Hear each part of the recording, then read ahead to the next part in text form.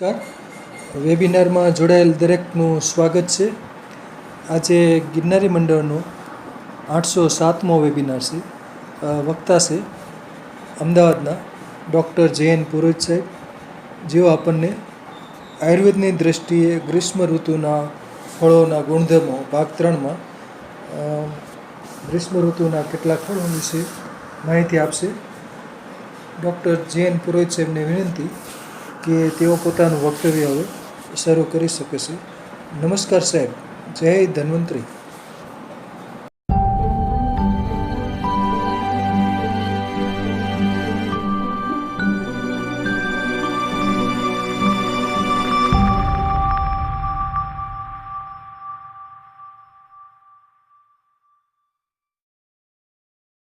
જય ધન્વંતરી સાહેબ. જય ધન્વંતરી. આપનો ખૂબ આભાર. 2 દિવસના 2 વેબિનારની અંદર ઘણા બધા ફ્રૂટને આમ તો આવરી લીધા છે. ફળના વિશે વાતો કરવી કે બુદ્ધિ ટૂંકી પડે છે. કે અમુક ફળ અતિ મીઠા છે, અમુક મધુરા છે, અમુક તુરા છે. કોના ઉપર કેટલું લેવું, પણ ખાસ કરીને અત્યારના સમયની અંદર જે ફેમસ વસ્તુઓ છે કે જેના વિશે આપણને જાણકારી કે અથવા તો ફળને જોવા માટે ફોટા ગોતવા ન પડે, એવા ફળની આજે આપણે અને 3 વેબિનારથી વાતો કરી રહ્યા છીએ. મૂળ તો વનસ્પતિ શાસ્ત્ર. દર વખતે એકને એક રેકોર્ડ વગાડું છું, પણ આ વનસ્પતિ એ જ આપણું જીવન અને આપણા માટે એક માતૃત્વ જેની અંદર સંકળાયેલું છે. એમાં ધરતી આપણને વનસ્પતિ આપે છે અને એના દ્વારા આહાર અને ઔષધ, આ બંને સાથે આપણે વનસ્પતિ સાથે સંકળાયેલા છીએ. તો માં વનસ્પતિને વંદના કરીએ અને ત્યારબાદ આજના વિષયમાં આગળ વાતો કરીશું. ઓમ આયુર્વેદાય નમઃ. ઓમ આયુર્બલમ યશો વર્ચ પ્રજા પશૂન વસૂનિ ચ બ્રહ્મ પ્રજ્ઞાંચ મેઘાંચ વન્નો દેહી વનસ્પતયે વન્નો દેહી વનસ્પતે. ઓમ શાંતિ શાંતિ શાંતિ. સમય પ્રમાણે અત્યારના આધુનિક યુગમાં તેમજ ખેડૂત જાગૃતિ સાથે સાથે વૃક્ષારોપણની સાથે કટિબદ્ધ થયેલા તમામ લોકોને પ્રણામ કરું છું, નમસ્કાર કરું છું. કે અમુક ફળ તો નામ સાંભળતા જોવા ના મળે, હરેક જગ્યાએ ફળ ન હોય અને હરેક ઇલાકામાં પણ લોકોની પોતાની અમુક પસંદગીના જ ફળાવ ઝાડ વાવવામાં આવતા. ફળને વેપાર તરીકે ગણના થતી નહીં, ખેતી તરીકે આવક હતી નહીં અને વધારે ચિંતા હતી. ફળાવ ઝાડ વાડીએ એકાદ બે હોય, ખાસ કરીને બોલડી છે, પખાઈ આંબલી છે, રાવણા છે, આવી વસ્તુ તો લોકો ફ્રીમાં ખાઈને મજા કરે, આ જ ગણતરી હતી. એટલે માર્કેટની અંદર આવી બધી વસ્તુઓ મળવી મુશ્કેલ હતી. પણ અત્યારે છેલ્લા 10-15 વર્ષથી 20 વર્ષથી એક તો વૃક્ષારોપણનું કાર્ય પણ ખૂબ જ સરસ વધ્યું છે અને એમાં ઔષધિ અને ફળ લાગે તેવા વૃક્ષોને ખાસ વાવેતર કરવામાં આવ્યા, જેને કારણે આપણે ફળથી પરિચિત પણ થયા અને ફળની એક માર્કેટ ઊભી થઈ. અમદાવાદમાં અથવા તો કોઈ પણ જગ્યાએ અત્યારે આપણને ફ્રૂટ માર્કેટ જોવા મળે. એની અંદર એવા કીવી છે અને ઘણી બધી એવી વસ્તુ જોવા મળે, ડ્રેગન ફ્રૂટ આ તે, તો આવી વસ્તુ જોયેલી 10 વર્ષ 15 વર્ષ પહેલા સાંભળેલી હોય, જોવા પણ ના મળતી, પણ લોકોની અંદર પણ ફ્રૂટને આરોગવું અથવા તો ફ્રૂટ ખાવું જોઈએ આવી સમજણ પણ આવી, અને એના કારણે ફ્રૂટની એક માર્કેટ ઊભી થઈ, અને સાથે સાથે આપણા સ્વાસ્થ્યને અનુરૂપ એવા ફળનું આપણે સેવન કરતા થયા. ખાસ કરીને તો આ ઋતુમાં આપણે કેરી, તરબૂચ, ટેટી આવી હરેક વસ્તુ હરેક જગ્યાઓ પર મળતી જ હોય છે, અને એનું આપણે સેવન પણ કરતા હોઈએ છીએ. તો આગળની વાત કરી હતી ગયા વખતે આપણે સર્વત્ર જગ્યા ઉપરના ફળ, કેળા, દ્રાક્ષ આ બધી વાતો કરી. આજે આપણે વાત કરશું. વિડીયો બંધ કરજો ભાઈ, તમારો વિડીયો બંધ કરો. નકુમ. હાજી, ઓકે, સોરી સર.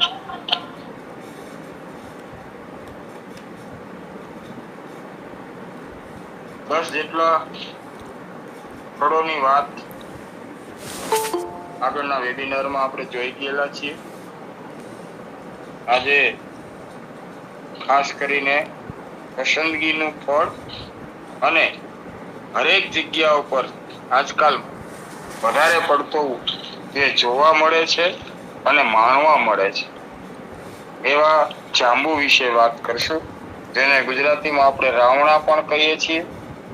અને એમાં બે પ્રકાર તો 4 છે, પણ આપણે અત્યારે 2 પ્રકારની વાતો કરીશું. જાંબુ એક નાના હોય છે અને એક મોટા હોય છે. મોટા હોય એને રાઈ જાંબુ કહેવામાં આવે, અને નાના હોય છે એને રાવણા અથવા જાંબુ કહેવામાં આવે. આ બાબતની આદરણીય શ્રી મિત્તલિયા સાહેબે ગિરનારી મંડળમાં ઘણી વખત ચર્ચા કરેલી છે, અને મંડળમાં પણ આની ચર્ચા વારંવાર થતી હોય છે. કારણ કે જ્યારે બી આપણી સામે ડાયાબિટીસનું પેશન્ટ આવે અથવા તો ડાયાબિટીસની પ્રોડક્ટ આવે તો એમાં જાંબુ બીજ હોય ને હોય, જાંબુ છાલ હોય ને હોય. આટલું બધું ગુણકારી ફળ હોવાને કારણે ખૂબ જ પ્રચલિત થયું છે, અને પરમેશ્વરે એમાં કેટલા બધા ગુણ મૂકેલા છે. ખાલી ડાયાબિટીસ જ નહીં, એની ડાળીઓ, એનું જાડા લાકડાની અંદર કેવા ગુણ છે કે જે નદી તળાવમાં કાયમી માટે પાણી ભરેલું રહેતું હોય, તળાવ હોય અથવા તો નદી જ્યારે સુકાવાની હોય એ સમયમાં, અથવા તો ખાબોચિયા અથવા તો ઊંડા ખાડા ભરેલા રહેતા હોય, આ પાણીમાં ખાસ કરીને શેવાળ જોવા મળે, અથવા તો અનેક પ્રકારના બેક્ટેરિયા, પૂરા આવી ઘણી બધી વસ્તુ જોવા મળતી હોય છે. આવી જગ્યાની અંદર જાંબુના લાકડા, પાંદડા સાથે ડાળીઓ, અથવા તો જે લોકો ઘરમાં પાણીની ટાંકીઓ રાખતા હોય એમાં પહેલા સાફ કરી અંદર ચૂનો લગાડી અને માપસરના જાંબુનું એક લાકડું મૂકી રાખવામાં આવે તો આ પાણી ક્યારે બગડવા નથી દેતા. આટલી તાકાત તો એના લાકડાની અંદર છે.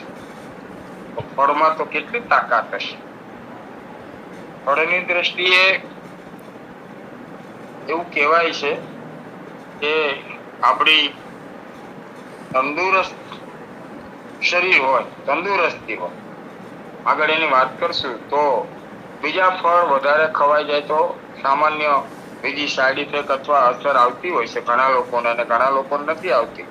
પણ જાંબુ કદાચ ને 2, 5, 10 નંગ વધારે ખવાઈ જાય તો પણ એ ક્યારેય એનાથી નુકસાન નથી થતું. પણ જે લોકોની પાચન શક્તિ મંદ હોય આવા લોકોને ઘણી વખત પેટમાં દુખે અથવા કબજિયાત થાય, કારણ કે વાતુલ ગુણધર્મની સાથે સાથે મળબંધક છે. જાંબુ છે એ મળને બાંધવા વાળું છે, એટલે ઘણા લોકોને એનાથી કબજિયાત પણ થઈ શકે છે. આગળ એની વાતો નવા મત મુજબ પણ કરશું. તો જાંબુના ફળમાં સાથે સાથે એની છાલ, પાન અને બીજ પણ ખૂબ જ મહત્વના છે. અત્યારે કેરીનું સેવન કરવાથી ઘણા જ લોકોને અળઈ થાય છે. આપણે એને અળઈ કહીએ છીએ, ડાયસિલ પાવડર આવે જ છે એના માટે. પણ અળઈ એટલે ઝીણી ઝીણી ઝીણી ઝીણી પોટલી, ફોડકી એટલે એટલી રાઈના દાણા જેવી આખા શરીરમાં થાય. અને ખાસ કરીને કેરીની સિઝનમાં કેરી ખાય અને પછી અત્યારે બાફ વાળું વાતાવરણ થાય ત્યારે ઘણા લોકોને અળઈ નીકળતી હોય છે, ગાય જેવી નાની નાની ફોડકી. તેમાં કેરી ખાવ અને અળઈ થાય, અને જાંબુ ખાય અને એનો થળિયો ઘસીને લગાવો એટલે અળઈની સારામાં સારી દવા તરીકે એનો ઉપયોગ થાય. બે ફળને પરમેશ્વરે કેવું એનું બેયને બનાવ્યા, કેરી અને રાવણા એટલે કે જાંબુ એક સાથે જ બેયનું આપણને ફળાવ ઝાડ ખાવા મળે. એટલે જાંબુ છે એ આપણને અળઈમાંથી મુક્ત કરે અને કેરીથી અળઈ થાય. તેવી જ રીતે ઔષધીય ગુણ તરીકે ખેતર ઉપર વાવેલા વૃક્ષો આપણા માટે હરેક રીતે ઉપયોગી હોય છે. એવી જ રીતે કોઈ પણ વ્યક્તિને વીછીનો દંશ થયો હોય તો જાંબુના પાંદડાનો રસ તેના ઉપર લગાડી દેવામાં આવે તો સામાન્ય જો વીછી કરડેલો હોય તો એની તીવ્રતા ઉપર જતી નથી અને માણસને સારવાર અર્થે પહોંચવું હોય તો પહોંચી પણ શકાય છે, અથવા તો લાંબો સમય સુધી વારંવાર પાંદડાનો રસ લગાડવામાં આવે તો ત્યાં પેલા સામાન્ય કોટિંગ જેવું થાય અને સૂક્ષ્મ દ્રષ્ટિથી ત્યાં ટેપ કેવું કઈ લગાડી અને ખેંચી લેવામાં આવે અને સાથે સાથે જો વીછીની ડંખની અંદરની લાળ હોય એ લાળ સાથે નીકળી જાય તો વીછીના ઝેરમાંથી અને પીડામાંથી પણ મુક્ત થઈ શકાય.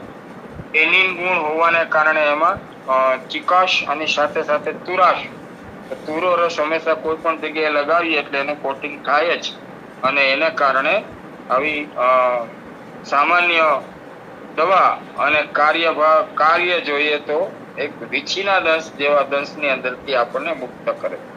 પિત્ત ઉપર એટલે કે એસિડિટી ઉપર પણ જાંબુના પાંદડાનો રસ અને ગોળ આ બે 10-10 ગ્રામ લઈ અને તડકે રાખી મૂકવું.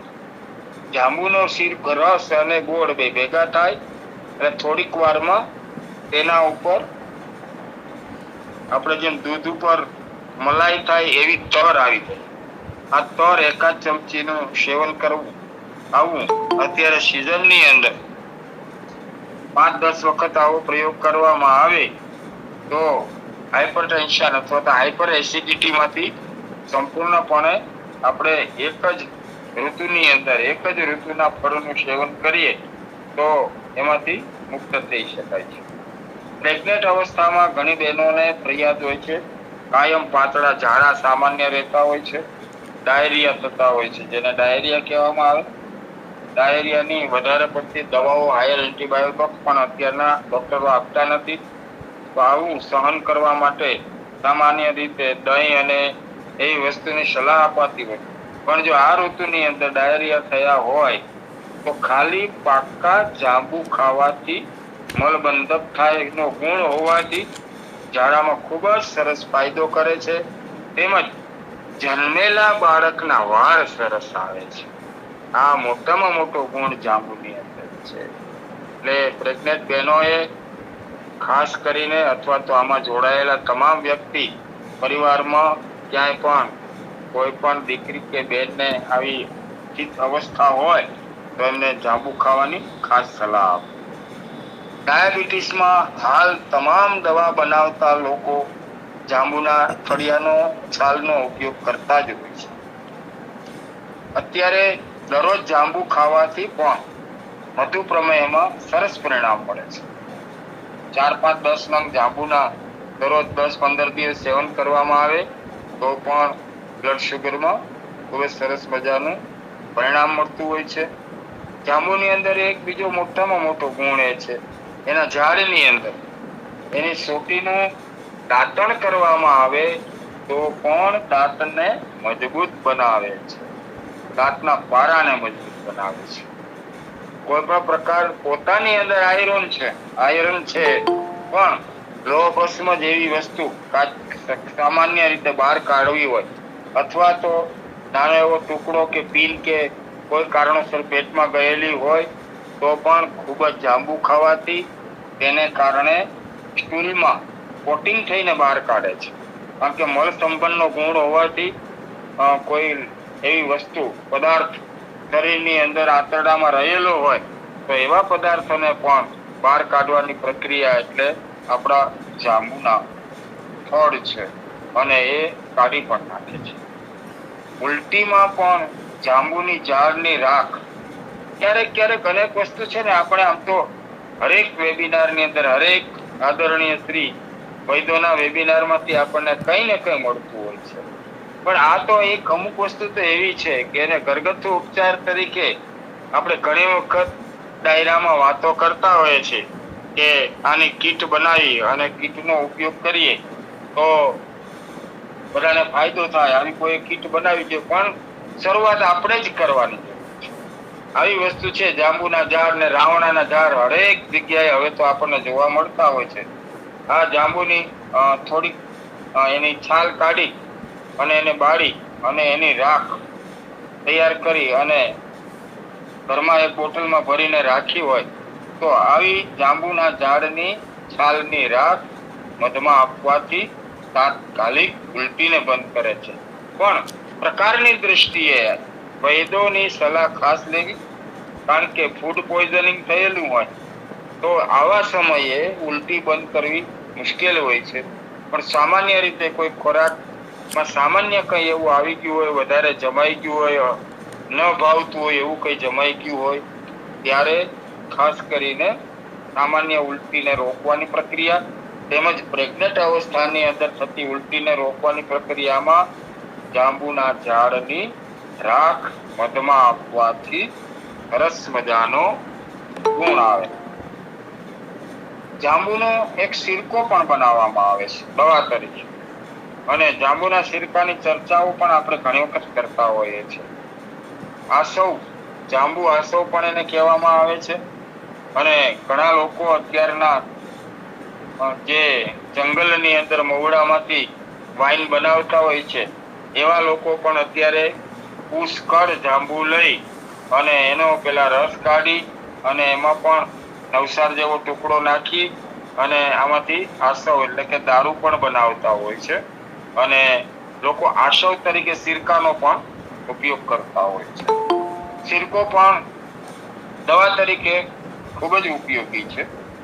સિરકો બનાવવાની રીત ખૂબ જ સરળ છે. એટલે મારું તો ના જ કહેવાય, ઋષિ મુનિઓનું જ કહેવાય, પણ જાંબુને લાવી પેલા એને પાણીમાં સામાન્ય ધોઈ અને પછી ગરમ પાણી ઉકળતા પાણીમાં જાંબુને નાખી દેવાના અને થોડી વાર રહેવા દેવાના. પછી ઉતારી ગાળી એટલે પાણી છે એ આપણે ભાતિયું કે આપણે ભાતનું ઓસાવવા માટેનું જે ભાતિયું હોય એમાં કે નાખી પાણી કાઢી નાખી અને જાંબુને થોડી વાર ઠંડા થવા દેવાના અને પછી એને ચોળી નાખવાના. એટલે એમાંથી પલ્પ પણ બહુ સરસ બને છે તાત્કાલિક પીવા માટે, શરબત પણ બને છે. અને એમાંથી સિરકો બનાવવો હોય તો એક બોટલ ભરી લેવાની. આ પદ્ધતિ વિકસાવવાનું કારણ એ છે કે ગરમ પાણીમાં નાખવાથી સૂક્ષ્મ બેક્ટેરિયા હોય તો એ પણ નાશ થઈ જાય, સાથે સાથે ધોવાઈ પણ જાય સરખા વ્યવસ્થિત અને પોચા પડી જાય. આપણે ગમે તેટલી કાળજી લઈએ તો પણ સીધા જાંબુને ઉપરથી એના ઠળિયા ઉપરથી ટોટલ એની છાલ આપણે લઈ શકતા, પણ ગરમ પાણીમાં નાખીને ટ્રાય કરજો. એટલે પુષ્કળ પ્રમાણમાં એનો પલ્પ અથવા સિરકો બનાવવા માટેનો રસ ખૂબ જ નીકળે છે. સાથે સાથે લાંબો સમય રાખવા માટે પણ ગરમ પાણીમાં નાખ્યા પછી રાખી શકાય છે. તો પલ્પની સાથે સાથે ઉકળતા પાણીમાં જાંબુ નાખી થોડી વાર રાખવા, નરમ થશે, સાફ પણ થશે, તેમજ સંપૂર્ણ જાંબુનો રસ લઈ શકાય છે. તો તે રસ ને એક બોટલની અંદર ભરી દેવાનો, એરટાઇટ બોટલમાં ભરીને રાખવાનો અને ખૂબ તડકે પણ નહીં રાખવાનો. પણ ઘરમાં ને ઘરમાં આવી બોટલ ફ્રીજમાં મૂક્યા વિના એને રાખી દેવામાં આવે તો એમાં ધીમે ધીમે ખટાશ આવવા લાગે છે. જાંબુના રસની અંદર ખટાશ ઉત્પન્ન થાય ત્યાર પછી એને સિરકો કહેવામાં આવે છે. જેમ જેમ સામાન્ય એમાં ફર્મેન્ટેશન એટલે કે સામાન્ય આથો પણ આવી જતો હોય છે ગરમીના કારણે, અને ખટાશ આવે પછી દવા તરીકે પણ એનો ઉપયોગ થાય છે. ઘણા લોકો રોટલીની સાથે પણ આ સિરકાનું સેવન કરે છે. અને વલસાડ સાઈડ ઉપર શિયાળાની અંદર આ ઋતુમાં બનાવેલો જાંબુનો સિરકો જ્યારે ઉંબાળિયાની ઋતુ હોય છે ત્યારે ઉંબાળિયાની સાથે પણ ઘણા લોકો આ સિરકો ચટણીના સ્વરૂપમાં આપતા હોય છે. લાલ કલરનો સિરકો, એમાં ખટાશ હોય છે અને ખૂબ જ ટેસ્ટી લાગતો હોય છે. દવા તરીકે આ સિરકાનો ઉપયોગ જે લોકોને કાયમી ઝાડા રહેતા હોય, પેટમાં દર્દ રહેતું હોય, તેમજ પહેલાના જમાનાની અંદર સમયની અંદર આપણા ઋષિ મુનિઓનું સંશોધનની સાથે સાથે આપણા વૈદ્યોનું મહાન વૈદ્યોના સંશોધનમાં જ્યારે પ્લેગનો રોગ આવેલો, મરકીનો રોગ, ત્યારે આવા સિરકાનો પણ ઉપયોગ થયો હશે એવી નોંધ છે. આપણે તો એ રોગને જોયો નથી, પણ શાસ્ત્રની અંદર એટલે કે આપણા પુસ્તકોની અંદર એનો ઉલ્લેખ હોય તો એ સમયમાં કોઈ પણ વૈદ્યોએ આવા સિરકાનો ઉપયોગ પણ મરકીમાં કર્યો હશે. જાંબુમાં એક મુખ્ય ગુણ એ પણ છે, એવું આપણા ઋષિ આચાર્ય ચરકજી લખે છે. આપણા ઋષિ મુનિઓએ હરેક લોકોએ કઈ ને કઈ સંશોધન કર્યા છે. તો આચાર્ય લખે છે કે જાંબુમાં મૂત્ર સંગ્રહ કરવાની તેમજ પૂરી સંરંજનીય ગુણ છે. એટલે જે લોકોને વારંવાર યુરિન જતા રહે અને વારંવાર શોષ પડતો હોય ને પાણી સંગ્રહ ન થતો હોય, જોઈએ એ પ્રમાણમાં વધારે સંગ્રહ થાય તો નુકસાન કરે, તો જાંબુની અંદર આ પણ એક મોટો ગુણ છે કે એ પેશાબના એટલે કે પાણીને પણ સ્ટોર કરે છે અને પૂરી સંરંજનીય આપણે શાસ્ત્રની ભાષાને સમજવામાં ઘણી વખત અભ્યાસ ન હોય આયુર્વેદનો તો ઘણો સમય નીકળી જતો હોય છે. ત્યારે આપણા અત્યારના આધુનિક યુગની અંદર આવા શબ્દોનું ખાસ સમજણપૂર્વક ઉલ્લેખ કરવામાં આવે છે, જેથી પ્રાચીન કાળની ભાષાના શબ્દો છે એ અત્યારના જુનિયર લોકોને ખૂબ જ ઉપયોગી થાય. પૂરી સંરંજનીય એટલે કે જે લોકોને પ્રવાહી ઝાડા અથવા તો મળ છે એ એકદમ સ્ટૂલ પીળું આવતું હોય, આવા લોકોને પિત્તના ઝાડા અથવા તો પીળું સંડાસ આવતું હોય, એ લોકો પણ આનું સેવન કરે તો પૂરી સંરંજનીય એટલે સ્ટૂલનો કલર બદલી જતો હોય છે. સંડાસનો કલર બદલાવાનો ગુણધર્મ પણ આપણા જાંબુની અંદર છે.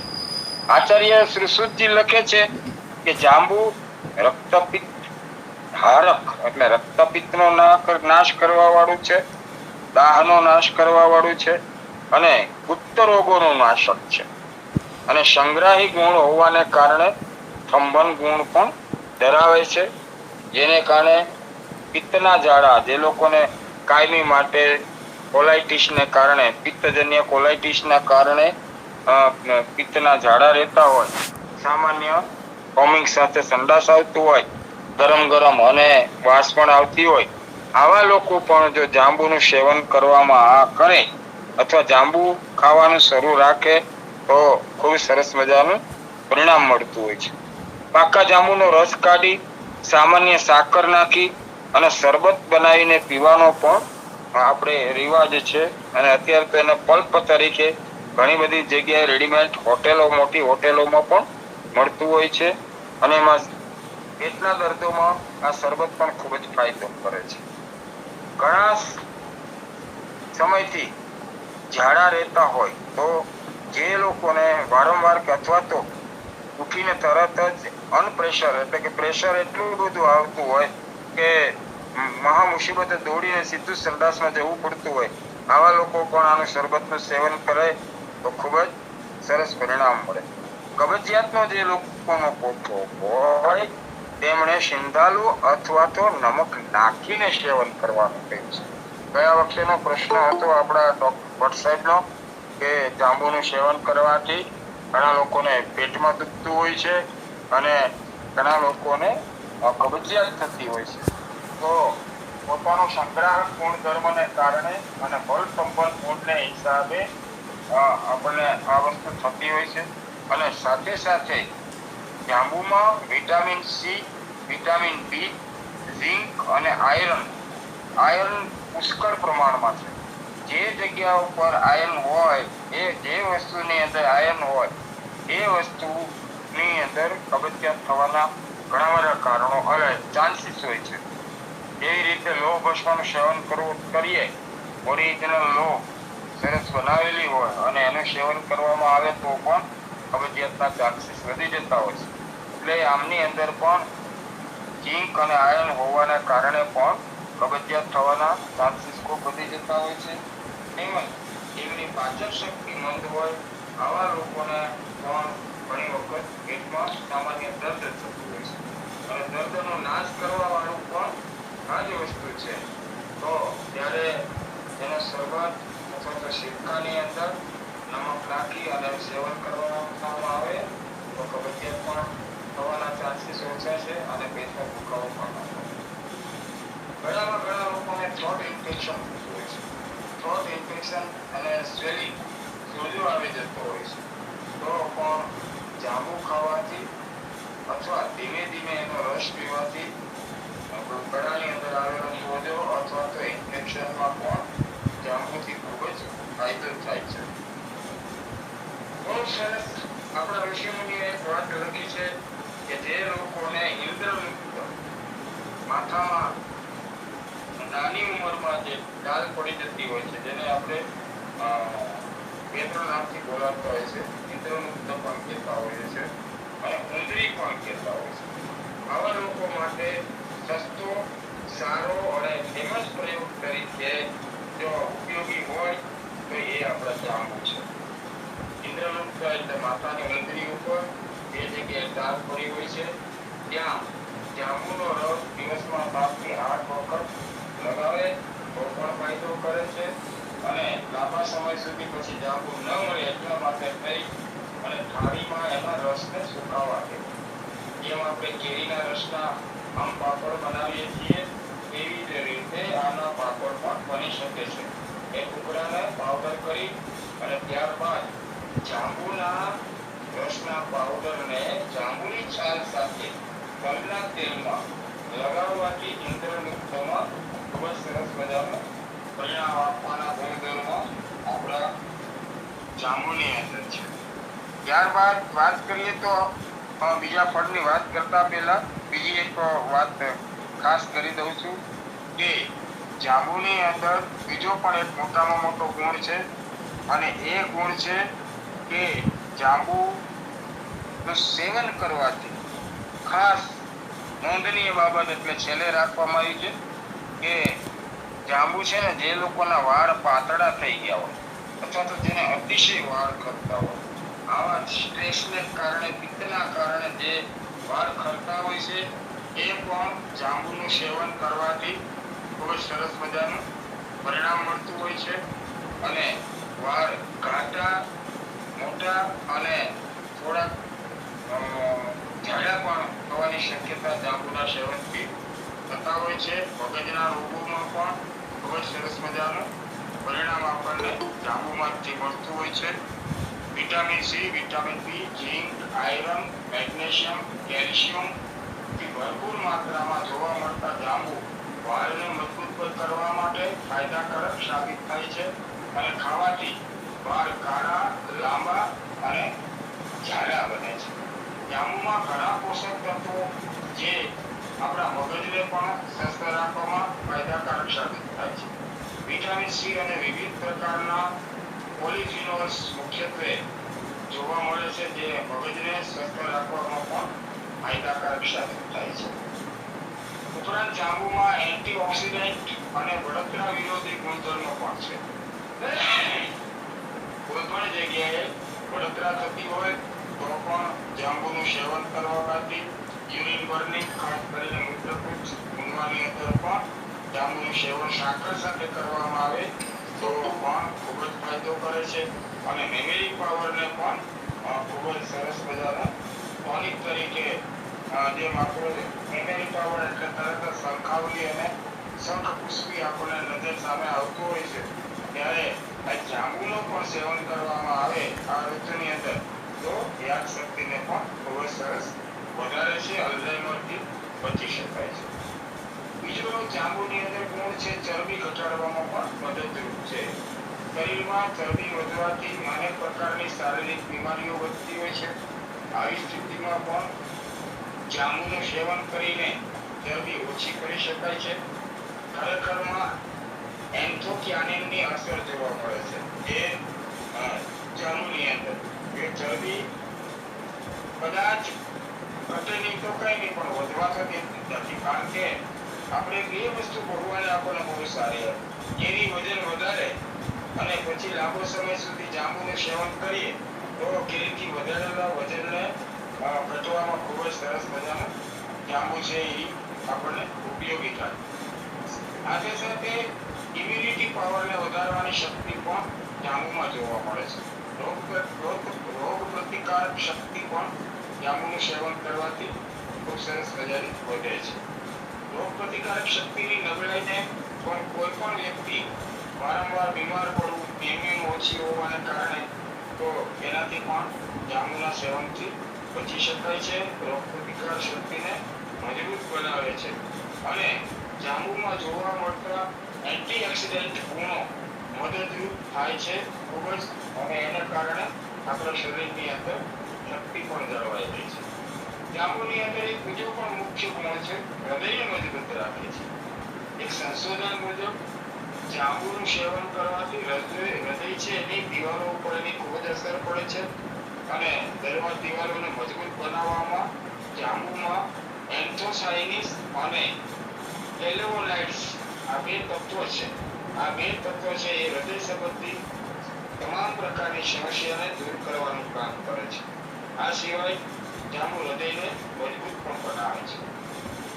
સાથે સાથે સેવન કરવામાં રક્તપિત્તનો નાશક હોવાથી ત્વચાની ગ્લો એટલે કે આપણી ચામડીમાં સુવાળપ અને ઓજસને વધારવાનો ગુણ પણ જાંબુમાં રહેલો છે.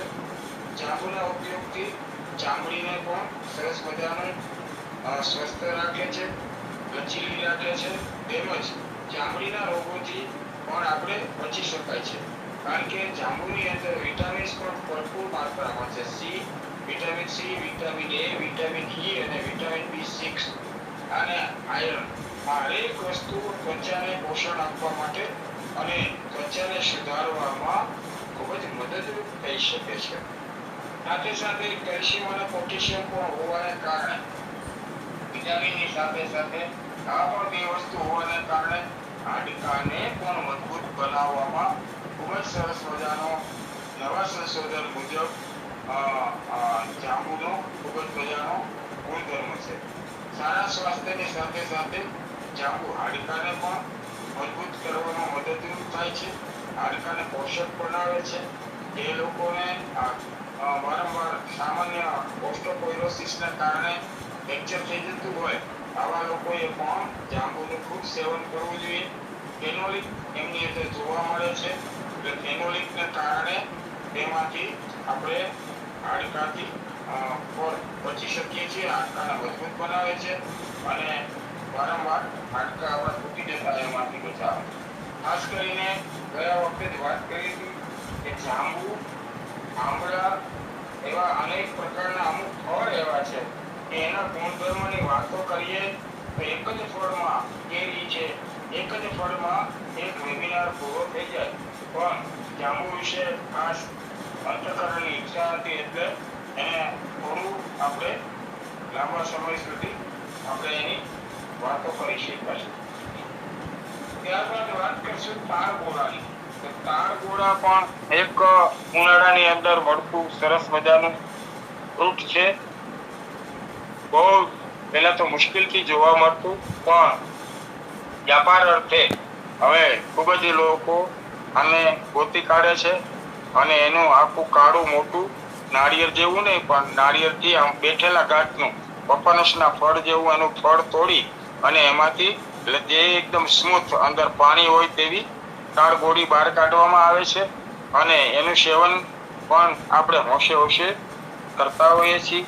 શીતળ એવા તાળગોળા પણ ગ્રીષ્મ ઋતુનું મુખ્ય ફળ છે અને ઉનાળામાં જે લોકોને યુરિનના જેટલા અથવા તો કોલાઇટિસ અથવા તો જે લોકોને પાઇલ્સનો પ્રોબ્લેમ રહેતો હોય, આવા લોકો માટે ઉનાળાના અંદર આ ફળ પણ ખૂબ જ ઉપયોગી છે. શીતળ ફળ હોવાને કારણે બળતરાને રોકે છે. હાઈ ટેસ્ટોસ્ટેરોન જે લોકોને રહેતો હોય અને એના કારણે સ્પર્મ કાઉન્ટનો પ્રોબ્લેમ રહેતો હોય એવા લોકોએ તાડ ગોળીઓને ખાસ એનું સેવન કરવું જોઈએ, જેથી કરીને શુક્રના દોષનો પણ નાશ થાય છે. સ્પર્મ કાઉન્ટને અપ કરવા વાળા છે. તાલગોળાની જળ માં પણ એક ગુણ રહેલો છે. તેમના ઝાડની છાલને લઈ અને એની અંદર તાડના મૂળની છાલને અથવા તો છાલને લઈ અને એની સાથે અપામાર્ગનો ક્ષાર નાખી અને સેવન કરવામાં આવે તો નાની નાની પથરીઓ પણ નીકળી જતી હોય છે. ઠંડો ગુણ હોવાને કારણે ધીમે ધીમે આની ઠંડકની અસર મગજ સુધી થતી હોય છે. એટલે માથાના વાળ ઉપર જેમ જાંબુની અસર આવે છે એવી જ રીતે તાળગોળાની પણ અસર આવે છે. પણ જે લોકોને સાઇનસ પ્રતિશ્યાય એટલે કે નાકમાંથી પાણી પુષ્કળ નીકળતું હોય અને શરદી રહેતી હોય તેવા લોકોએ આ ખૂબ ગરમીમાં તાલગોળા ન ખાવા જોઈએ. થોડા ઠંડા વાતાવરણની સાથે, કારણ કે ગરમીના સમયની અંદર માણસના બોડીમાં એટલે કે આપણા શરીરમાં પણ ગરમી હોય અને ત્યારે ઠંડી વસ્તુ અતિ શીતળ વસ્તુ પેટમાં નાખવામાં આવે તો ગરમીની છે એની સ્ટીમમાં કન્વર્ટ થઈ જાય. વરાળ હોય ને એ પાણીમાં કન્વર્ટ થઈ અને જે લોકોને એલર્જી યુક્ત નાકમાંથી પાણી જેવા સેડા નીકળતા હોય જેને આપણે સાઇનસ કહીએ છીએ એ પાણી પડવા માટે એકદમ એક સાથે કેટલાય ડ્રોપ્સ પડી જાય. આવા લોકોએ ગરમીમાં આનું સેવન નથી કરવાનું. ઠંડીમાં સેવન કરવાથી ગરમીની શરદીના અંદર પણ ઔષધીય ગુણ તાળગોળામાં આપણને જોવા મળે છે. ત્યારબાદ વાત કરીશું તો એ પણ એક સરસ મજાનું નાનકડું એવું ફળ છે અને એને આપણે રાયણ કહીએ છીએ. રાયણ પહેલાના સમયમાં રાયણની લાકડી લોકો હાથમાં રાખવાનો એક શોખ હતો અને રાયણની લાકડી જો હાથમાં હોય ત્યાં જ ખબર પડી જાય, કારણ કે એના ઉપર એક ઇંચના અંતરે એની ગાંઠો હોય એટલે એને સરસ રીતે કાપી પોલિશ કરી અને રાણની લાકડી હાથમાં રાખતા. પહેલાના જમાનામાં શ્રેષ્ઠ શ્રાવક જે લોકો હોય શ્રીમંત લોકો અને એટલી લાકડી મજબૂત હોય કે 2 પેઢી સુધી એકને એક લાકડીનો ઉપયોગ થઈ શકે આવી એની લાકડી પણ, કારણ કે રાણ છે એ ખૂબ જ મજબૂત લાકડું છે. તો એના ફળ કડવા લીમડાની લીંબોડી જેવા દેખાતા હોય છે. રાણ મધુર, ગુરુ, સ્થૂળ એટલે કે વજન વધારનાર, રુચિને અને રુચિકર છે અને પૌષ્ટિક છે. ગુરુ ગુણ હોવાને કારણે ખાસ કરીને રાણનું અતિશય સેવન ન કરવું, નહીતર વાતુલ પદાર્થો જેવા ગુણધર્મો આપણા શરીરમાં જોવા મળે છે. જેમ આપણે વાતુલ વસ્તુ ખાઈએ તેવી તૃષાને રોકનાર છે. તાત્કાલિક તાજગીનો આપણને અનુભવ થાય છે. જે લોકોને ટ્યુબરક્લોસિસ એટલે કે ક્ષય, ટીબીના ઘણા પ્રકાર છે. મગજનો હોય કે આંતરડાની ટીબી હોય કે ફેફસાનો ટીબી હોય એવા લોકોએ ખાસ રાયણ દવા તરીકે ખાવી જોઈએ. પણ સાથે સાથે રાયણનું સેવન કરતી વખતે એક મુખ્યત્વે ખૂબ જ કાળજી લેવા જેવી બાબત હોય તો એ છે દૂધ. રાયણ ખાય અને ઉપર દૂધ પીવાથી ખતરનાક પોઈઝન જેનું સેવન કર્યું હોય એવી અસર આપણા શરીરમાં થાય છે. ખૂબ ગેન ચડે છે, શરીરમાં વાઇબ્રેશન આવે છે, આંખો લાલ થઈ જાય છે અને ઝેરી અસર થાય તો એના માટે તાત્કાલિક દવાખાને દોડવું પડે અથવા અનુભવી વૈદ્યો એમનું આપણને પરિણામ સારું કરવા માટે દવાઓ, ગળો છે એવી બધી ઘણી બધી વિષદોષનાશક વનસ્પતિઓનું સેવન કરવું પડે. એવી રીતે ફણસની માથે પાન ખાવામાં આવે તો પણ વિષતુલ્ય બને. એવી રીતે ક્યારેય રાયણનું સેવન કરી અને ઉપર દૂધ ના પીવું જોઈએ. ટીમરૂના ફળ અમૃત સમાન ફાયદો કરે છે અને અમૃત જેવા જેનામાં ગુણધર્મ છે એવા ટીમરૂના ફળ અમૃત જેવો ફાયદો કરે છે. અને એના જ પાનની બનાવેલી બીલી નું સેવન કરી અને હજારો લોકોના જીવન બરબાદ થાય છે. એવું એ ટીમરૂ સરસ મજાનું ફળ છે આ ઋતુમાં આ બધા ફળ આપણને ખાસ જોવા મળે છે. હજારો લોકોનું જીવન ખરાબ કરનાર પીળી અને એ જ ઝાડનું ફળ કેટલું બધું સરસ મજાનું છે, અમૃત સમાન જેને કહેવામાં આવ્યું છે. ટીમરું, તુરી, છેલ્લે સામાન્ય રીતે સાહિત કડવાશ અને ક્ષિપ્ત ગુણધર્મ ધરાવે છે. એટલે જે લોકોને વારંવાર મરડો અથવા તો મરડા જેવી અસર થતી હોય તેવા લોકોએ ટીમરુના ફળનું ખાસ સેવન કરવું જોઈએ. વ્રણનાશક ગુણધર્મ છે. મરડાની અંદર પણ આપણા શરીરની અંદર આવું જ થતું હોય છે. અલ્સરેટિવ કોલાઇટિસ મરડા, જૂના મરડામાંથી થતી હોય છે. જે લોકોને સામાન્ય પેપ્ટિક અલ્સર જેવા રોગો, છાતીમાં ચાંદા એટલે કે આપણા સ્ટમકની અંદર અથવા તો આંતરડામાં ઝીણા બારીક રાઈના અડધા દાણા જેવા છોલાયેલા હોય, આપણે કોઈ જગ્યાએ એવા ચાંદાની ઉપર ટીમરું સરસ મજાનું આપણું રક્ષણ કરે છે. પહેલાના સમયની અંદર કોઈ કારણોસર વધારે પડતું દહીં, દૂધ, ઘી, માખણ ને છાશ અને ગોળ જ્યારે આપણો મુખ્ય આહાર હતો ત્યારે ખાસ કરીને જૂ, લીખ જેને આપણે કહીએ, ટોલા પણ દેશી ભાષામાં કહેવામાં આવે, આ માથાની અંદર અને એમાંય ચોમાસાનું પાણી પડે એટલે ખાસ કરીને આવી જૂ, ટોલા આપણને અને પશુને પણ થતા હોય છે.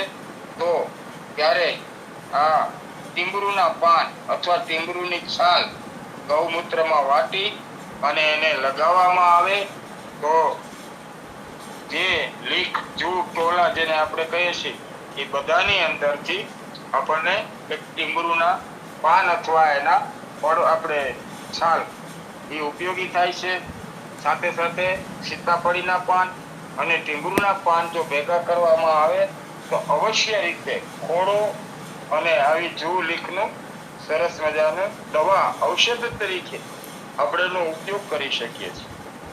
પરમેશ્વરે આટલા ફળ બનાવ્યા છે તો સાથે સાથે એમને આહાર અને ઔષધીય ગુણ પણ એટલા બધા મૂક્યા છે કે એને જો આપણે સમજણપૂર્વક ઉપયોગ કરીએ તો વારંવાર દવાખાનાની મુલાકાતથી આપણે બચી શકતા હોય છે. ત્યારબાદ વાત કરશું તો જેનો લાંબા સમયથી અત્યારે ખાસ ચર્ચાની અંદર છે અને લોકો બે રીતે જેનો ઉપયોગ કરે છે. વાડ તરીકે કાયમી વાડ માટે પણ આટલા થોરને વાવવામાં આવે છે એટલે ભૂંડ જેવા પ્રાણી પણ અંદર ઘૂસી શકતા નથી. અને સાથે સાથે એમના ફળ, એના ફળને આપણે સેવન કરીએ એમાં રાતા રંગનું બીટ ટાઈપનું એક ફળ આવતું હોય છે અને આ આટલા સૌરાષ્ટ્ર બાજુ ખાસ કરીને વધારે મળતા હોય છે. એને ફીંડલા કહેવામાં આવે છે. એ બીટ જેવા રંગનું હોય છે. તેનું સેવન કરવાથી સ્વાસ્થ્યને ઘણો ફાયદો થાય છે. થોર, એને થોર કહે છે, આખલીઓ થોર પણ કહેવામાં આવે છે. એના ઉપર ઉગી નીકળે છે અને એ ફીંડલા અથવા ડીંડલા તરીકે પણ આપણે એને ઓળખતા હોઈએ છીએ. તેને સમાર્યા બાદ તેનો રંગ જાંબલી જેવો જોવા મળતો હોય છે. બહારથી તે કાંટાળું હોય તેવું દેખાય છે. ખાસ કરીને એના કાંટા બાળી નાખવા જોઈએ, નકર સેજ પણ જો એની લાળ રહી જાય અને જીંડવાનું, ફીંડલાનું સેવન કરવામાં આવે તો મોઢામાં ખૂબ જ ખજવાળ આવે છે અને જે જગ્યાએ કાંટો બેસી ગયો હોય ત્યાં ફોટલો પણ થાય અથવા તો પાક જેવું થઈ જતું હોય. એટલે સમજણપૂર્વક અથવા તો અનુભવી લોકો પાસેથી એને સાફ કરાવી અને ઉપયોગ કરવો જોઈએ. અત્યારે જનરલ લોકો જે લોકોને HB ઓછું રહેતું હોય, હિમોગ્લોબિન, આવા લોકો ખાસ કરીને આ ફળનું સેવન કરતા હોય છે. આટલામાં ખાસ કરીને અનેક પોષક તત્વો જોવા મળે છે જેમાં minerals, calcium, iron, magnesium, phosphorus, potassium, sodium, zinc, copper, selenium, folic acid. Folic acid જે વસ્તુની અંદર હોય એ વસ્તુ કોઈ પણ જગ્યાએ રૂજ લાવવા માટે તેને બેસ્ટ કામ કરતા હોય છે. સાથે સાથે વિટામિન B6 પણ છે અને B6 પણ છે. તો આટલા બધા ભરપૂર ગુણોના કારણે હેમોગ્લોબિનની ઉણપ ઉપર આ ફળના સેવનથી ઘણા બધા લોકોને લોહીની ઉણપ દૂર થઈ અને લોહીનું શુદ્ધિકરણ પણ કરવાના ગુણધર્મો આ આપણા ફીંડલાની અંદર છે. હિમોગ્લોબિન વધારે જેથી રોગ પ્રતિકારક શક્તિમાં પણ એનું સેવન કરવાથી વધારો થાય છે. જે લોકો વારંવાર બીમાર પડતા હોય અને ઇમ્યુન ઓછી હોય આવા લોકો માટે આ એક રામબાણ ફળ છે. આટલાનું સેવન કરવાથી, આટલાના ફળનું સેવન કરવાથી બીમાર ઓછા પડાય છે. લીવરની તકલીફ માટે તેના સેવન માટે બેસ્ટ ઓપ્શન તરીકે લીવરમાં પણ ખૂબ જ સરસ મજાનું પરિણામ આ ડીડલાની અંદર ને ફીંડલાની અંદર હોય છે. ઘણા લોકો આખું હાથના પંજા આકારનું લાવી અને ઉપરથી એના કાંટા અને છાલ કાઢી અને અંદરની જેલીનો પણ ઉપયોગ કરતા હોવાનું જાણવા મળ્યું છે. આપણે ત્યાં જ એનો ઓછો રિવાજ છે, પણ જ્યાં નથી ત્યાં લોકો એવા બીજા આપણા મંડળોની અંદર ઘણી વખત આ વસ્તુની ચર્ચા જોવા મળતી હોય છે. અને એનું પણ સેવન કરવાથી શારીરિક નબળાઈને દૂર કરે છે. સાથે સાથે ચરબી ઓછી કરવાનો ગુણ પણ એ આપણા ફીંડલાની અંદર છે. મેદસ્વીતા અને કોલેસ્ટ્રોલ આ બે ઉપર એની અસર ખૂબ સરસ આવતી હોય છે. પાચન શક્તિને પણ વધારવાનો ગુણ ખૂબ સરસ એની અંદર છે. રોગ પ્રતિકારક શક્તિ વધે છે. દુખાવાની અંદર મટાડવાના ગુણો પણ એમાં છે. ધમની અને શીરા જેવી રક્ત જામી જવાની પ્રક્રિયાની સામે પણ પ્રચુર માત્રામાં શક્તિ અને સમન્વિત હોવાને કારણે આપણને રક્ષણ મળે છે. ચામડીના રોગ હોય તો તેમાં પણ સરસ મજાનું કામ કરતા હોય છે. અને સાંધાનો ઘસારો એન્ટીઓક્સિડન્ટ ગુણ હોવાને કારણે શરીરમાંથી કચરો બહાર કાઢે છે. અને કાર્ટિલાઇઝ જે લોકોને લોસ થતા હોય આવા લોકોને સામાન્ય એમાંથી આપણને સરસ એમાં પરિણામ મળતું હોય છે. ઔષધ તરીકે એનો પુષ્કળ ઉપયોગ થાય છે. ફળ કરતા આપણે ઔષધ તરીકે આજે કોઈ પણ જગ્યાએ આ વસ્તુ જોવા મળે તો લોકો તરત જ એ લઈ લેતા હોય છે.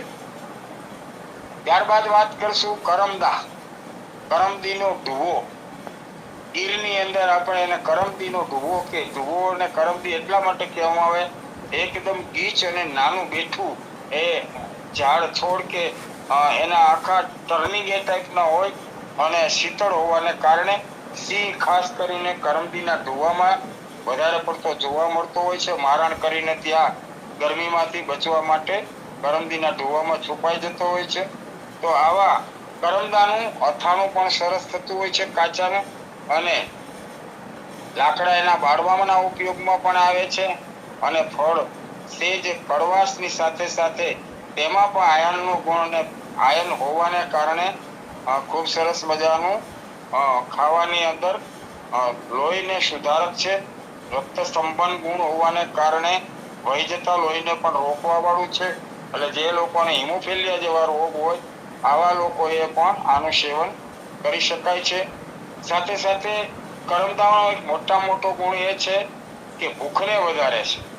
ભૂખ લાગે, જે લોકોને ભૂખ ન લાગતી હોય તેવા લોકોએ કરમદાનું સેવન કરવું જોઈએ. પિત્તનો નાશ કરવા વાળા અને તરસને રોકવા વાળા છે. ઝાડાને પણ રોકી અને જે લોકોને પ્રતિશય રહેતું હોય એવા લોકોને શરદીમાં પણ ખૂબ જ ઉપયોગી છે. અત્યંત લાભદાયક આવા બધા ફળ આપણને ખાસ કરીને ઉનાળામાં જોવા મળતા હોય છે. તો આવા સરસ મજાના કરમદાનું કાચા હોય તો અથાણું થાય છે. પાકેલા ફળ પચવામાં હલકા, પિત્ત, રક્તપિત્ત, દ્વિદોષ તેમજ વિષનો નાશ કરવાના ગુણધર્મ એની અંદર છે. ત્યારબાદ હવે આપણા ગુજરાતની અંદર પુષ્કળ પ્રમાણમાં જોવા મળે છે એ ઉનાળાનું એક ફળ એટલે લીચી છે. લીચી ઉનાળામાં જોવા મળતું આ ફળ હવે આપણને સારી રીતે હરેક જગ્યાએ મળે છે. નહીંતર ભાગ્યે બહુ ઓછા લોકોને લીચી જોવામાં અથવા ખાવા માટે તેને મેળવવામાં મળતી હતી. હવે પુષ્કળ પ્રમાણમાં આવે છે અને કદાચ હવે વાવેતર પણ થતું હશે. તો લીચી જે ખાવામાં ખૂબ જ સ્વાદિષ્ટ અને રસદાર હોય છે. ઉનાળામાં આ ફળનું સેવન કરવાથી ડિહાઇડ્રેટની સામે રક્ષણ આપે છે. એટલે ડિહાઇડ્રેશન થતું નથી અને તરસ ઓછી થાય એના માટે થઈ અને જે લોકો લીચીનું સેવન કરે તો ખૂબ તરસ નથી લાગતી. લીચી એ રસથી ભરપૂર ફળ છે, જેમાં 80% જેટલું પાણી હોય છે. ઉનાળામાં આ ફળ આપણને ખૂબ જ સ્વસ્થ રાખે છે. વિટામિન સી થી ભરપૂર લીચી રોગપ્રતિકાર શક્તિ ને પણ ખૂબ જ મજબૂત બનાવે છે. Vitamin B6, niacin, riboflavin, folate, copper, potassium, phosphorus, magnesium, manganese જેવા તત્વોથી ભરપૂર આ ફળ આપણા શરીરને ખૂબ જ સારું રાખે છે અને ખાવામાં પણ સ્વાદિષ્ટ હોય છે. અને એના કોતરા, એના છિલકા કાઢી અને છિલકાનું સેવન ભસ્મ જેવું બનાવી અને વાળમાં લગાડવાથી વાળને પણ મજબૂત બનાવે છે. લીચી જેવી એક બહારની વસ્તુ છે. Benefit of eating cherries. Cherry એક આપણા ચણિયા બોરથી મોટી ચેરી બહારથી આવતું એક આ પણ ફળ છે. ચેરી ખાવામાં બધાને પસંદ હોય છે. ચેરી સ્વાદની સાથે સાથે સ્વાસ્થ્યથી પણ ભરપૂર હોય છે. ચેરીમાં પણ vitamin A, vitamin C, vitamin B6, calcium અને આયર્ન સિવાય potassium, manganese, copper, phosphorus, minerals, antioxidant જેવા પોષક તત્વો પણ મળી આવે છે. ચેરીનો ઉપયોગ વજન ઘટાડવા અને શરીરની તમામ સમસ્યાને દૂર કરવા માટે મદદ કરી શકે છે. ચેરી રોગપ્રતિકાર શક્તિ વધારવામાં પણ ફાયદાકારક માનવામાં આવે છે અને ખાવાથી શરીરમાં સ્વાસ્થ્ય તો વધે જ છે પણ ગંભીર બીમારીઓની સામે આપણને રક્ષણ આપે છે. હૃદયને પણ સ્વસ્થ રાખે છે. પોટેશિયમ હોય છે ચેરીમાં, એ શરીરમાંથી વધારાનું સોડિયમ બહાર કાઢવાનું કામ પણ કરે છે. પણ કિડનીની તકલીફ હોય એવા લોકોને પોટેશિયમ ઉપર ખાસ કાળજી રાખવાની હોય છે. તો આવા લોકોએ ચેરીનું સેવન કરતા પહેલા થોડું ખાસ વિચારવું જોઈએ. કિડનીની તકલીફ વાળાને વધારે પ્રોબ્લેમ થાય નહીં એની પણ કાળજી રાખવી જોઈએ. કારણ કે પોટેશિયમ વધારે પડતું પ્રચુર માત્રામાં આપણને નાળિયેરમાં જોવા મળે છે અને અમુક ફળમાં જ જોવા મળતું હોય છે. તો કોલેસ્ટ્રોલને ઓછું કરવામાં પણ ખૂબ સરસ મજાનો ચેરી કામ કરે છે. હૃદયની બીમારીથી બચવામાં પણ ખૂબ જ સરસ કામ કરે છે. સાથે સાથે સંધિવામાં પણ ફાયદાકારક છે. ચેરીમાં ફ્લેવોનોઇડ્સ અને એન્ટી ઇન્ફ્લેમેટરી ગુણ હોવાને કારણે હાડકાને અને સાંધાના દુખાવામાં પણ ખૂબ જ મદદગાર છે. આ બધી જ આજે વાત કરી, કાલે કે 2 દિવસ કે 3 આપણા વેબિનારની અંદર જે કંઈ આપણે વાતો કરી છે એ ફ્રૂટ ખાવું શા માટે, ફ્રૂટના ગુણધર્મ શું છે અને આવા ફ્રૂટ ખાવાથી આપણા શરીરમાં કઈ કઈ જગ્યા પર કેવી રીતના ફાયદા કરે છે એને અનુલક્ષીને આપણે અત્યારે આ ગ્રીષ્મ ઋતુના ફળ વિશેની વાતો કરી છે. લોહીમાં યુરિક એસિડ વધેલું હોય તે સ્તરને પણ ઘટાડવામાં ચેરી ખૂબ જ સરસ ફાયદો કરે છે. એટલે યુરિક એસિડનું પ્રમાણ ઘટે તો જ સંધિવામાં આપણને એનો ફાયદો મળે. સાથે સાથે ચેરી વજન ઘટાડવામાં પણ મદદ કરે છે. જે લોકોને અનિદ્રાની ફરિયાદ હોય એવા લોકોએ રાત્રે જમ્યા બાદ 8 થી 10 ચેરીનું સેવન કરવું જોઈએ. તો રાત્રે સરસ મજાની ગાઢ ઊંઘ નિદ્રા આવે છે. ચેરીમાં મેલાટોનિન અને એન્થોક્યાનિન નામના 2 તત્વો મળી આવે છે જે માણસને ઊંઘવામાં મદદ કરતી હોય છે. રોગપ્રતિકાર શક્તિ પણ પુષ્કળ વધારવાના ગુણ સાથે આજની બહારની જેને આપણે અત્યારે તો વાવેતરનું હવે પ્રમાણ હોય કે ના હોય પણ ખૂબ જ સરસ રીતે અત્યારે આપણને માર્કેટની અંદર લીચી, ચેરી, ડ્રેગન ફ્રૂટ, કીવી આવા બધા ફ્રૂટ જોવા મળે છે અને બધાનું સેવન કરવામાં આવે તો ફ્રૂટ એક સ્વાસ્થ્યને અને શરીરને સુદૃઢ રાખવાની પ્રક્રિયામાં આપણા ઋષિમુનિઓએ ખૂબ જ એમના વિશે લખ્યું છે. તો આજે ભાગ 3 ગ્રીષ્મ ઋતુના ફળને પૂર્ણ કરી અને આજના વેબિનારની સાથે ગ્રીષ્મ ઋતુના ફળ વિશેની વાતોને અહીં આપણે સમાપ્ત કરશું. સર્વત્ર સુખિનઃ સંતુ સર્વે સંતુ નિરામયા સર્વે ભદ્રાણિ પશ્યન્તુ મા કશ્ચિત દુઃખમાપ્નુયાત. ઓમ શાંતિ શાંતિ શાંતિ. ખૂબ ખૂબ આભાર ડૉક્ટર JN પુરોહિત સાહેબનો, જેમણે આજે ગ્રીષ્મ ઋતુના ફળો ભાગ 3માં જાંબુ વિશે બહુ વિસ્તૃત માહિતી આપી. જાંબુ વિશે જાંબુ આમ તો અલગ અલગ ઘણા પ્રકારના છે. મોટા રાવણા જાંબુ, પછી દેશી જાંબુ, એ સિવાય પણ બીજા અલગ અલગ પ્રકારના મોટા મોટા જાંબુ આવે છે. જે તુરા હોય છે અને તુરાસને લીધે ઘણા બધા રોગોમાં ફાયદો કરે છે. ખટમધુરા પણ હોય છે જાંબુ.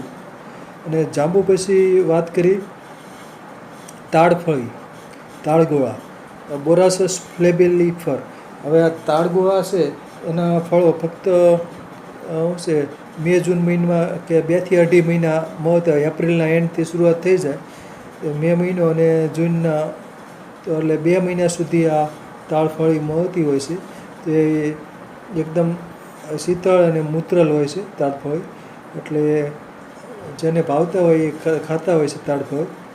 અને બાકી રાયણ છે, રાયણની સિઝન છે એપ્રિલ અને મે મહિનો, ને એપ્રિલ મે મહિના દરમિયાન રાયણ ઉપલબ્ધ બનતી હોય છે. રાયણ સરસ મધુર ફળ છે અને ક્ષીર ધરાવતું છે, એટલે વધુ ખાવાથી પાછો ડચુરો પણ હોય. રાયણ મધુર છે અને રાયણની સુકવણી કરવાથી એ રાણકોકડી બને છે, અને રાણકોકડી એ સૂકવેલી રાયણ એ પણ ખવાય છે. તો રાયણ પછી વાત કરી સાહેબે ટીમરૂની વાત કરી, તો ટીમરૂના ફળો પણ ખવાય છે. ડાયસ્પોરસ મેલાનોઝાઇલોન ટીમરૂ, ટીમરૂના ફળ ખવાય છે. પછી વાત કરી ફાફડો થોર, એટલે કે હાથલો થોર, જેના પિંડલા છે. આમ તો દરેક ભાગ ઉપર એમાં કાંટા જ છે, પણ જેના ફળ ઉપર બારીક સૂક્ષ્મ કંટકો હોય છે, એટલે એને પહેલાં દાંતાળા કે ધારિયા વડે શું કે એના ફાફડા થોરના જે સૂપ હોય છે એના ઉપરથી કાળજીપૂર્વક ઝીલી લઈ જોળીમાં, અને પછી એના ફળને ચીપિયાની મદદથી શેકવામાં આવે છે તાવડી ઉપર, અને શેકવાથી એના કાંટા બારીક કંટકો હોય છે બળી જાય છે. પછી એનું જ્યુસ કરવામાં આવે છે. અને ખાસ કરીને પાંડુ રોગ એટલે કે એનેમિયા, એટલે કે લોહ તત્વની ઉણપ હોય તો HB ઓછું હોય તો HBને વધારવા માટે આ ફાફડા થોરના જે પિંડલા હોય છે એનું સેવન ઘણા લોકો કરતા હોય છે. અને બાકીનું જે પ્રકાંડ છે એ ચપટું હોય છે અને સાંધાવાળું હોય છે, એટલે હાથ જેવું હોય છે, એટલે એને હાથલો થોર કહે છે. અને સૌરાષ્ટ્ર વિસ્તારમાં વાડી ખાતરની વાડીમાં આ જોવામાં આવે છે. અને એના ફળોની હવે તો બજારમાં વેચાતા પણ હવે મળતા હોય છે, 200 થી 300 રૂપિયા કિલો વેચાતા હોય છે. અને બાકી એના જે ચપટું પ્રકાંડ છે, એટલે કે એમાં પાંદડા હોતા નથી, એટલે પ્રકાંડ લીલું હોય છે. તો એનું ચપટું પ્રકાંડ છે એને કાંટા દૂર કરી અને એના પ્રકાંડનું પણ શાક ને એવું બધું બનાવતા હોય છે.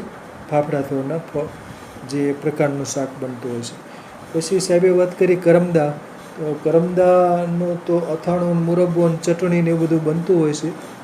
અને ખાસ કરીને જે પાકા કરમદા હોય છે એને અંદરથી બીજ કાઢી અને બાફવામાં આવે છે. બફાઈ જાય એટલે પછી ખાંડની ચાસણી હોય એમાં ઉમેરી દેવામાં આવે છે. કેટલાક લોકો રંગ નાખે એટલે રંગીન એનો મુરબ્બો થતો હોય છે, અને એને ચેરી તરીકે ખવાય છે, એટલે કે કરમદાનો મુરબ્બો. બાકી લીચી ચાઇનીન્સીસ, લીચી બિહારમાં વધુ જોવા મળે છે. હવે ગુજરાતમાં પણ લીચીની અમુક લોકો ખેતી કરી છે દક્ષિણ ગુજરાત બાજુ, તો ત્યાં લીચીના ફળો પણ જોવા મળે છે. બાકી ગુજરાતમાં લીચી અગાઉ જોવા મળતું નહોતું. અને બાકી ચેરી પણ અલગ અલગ પ્રકારની આવતી હોય છે. સિંગાપોર ચેરી આવતી હોય, બાર્બાડોસ ચેરી, એટલે ચેરી પણ અલગ અલગ પ્રકારની ઘણી બધા વેરાયટીઓ છે ચેરીમાં પણ. અને બાકી તો ઘણા બધા જે ફળો વિશે અગાઉના વેબિનારમાં પણ ચર્ચા કરી. કેરી, તરબૂચ, ટેટી, દ્રાક્ષ, કેળા, ચીકુ, સંતરા, નારંગી, તો ગ્રીષ્મ ઋતુના ફળો વિશે સરસ માહિતી મળી. ખૂબ ખૂબ આભાર ડૉક્ટર જૈન ફિરોજ સાહેબનો. સરસ. સરસ.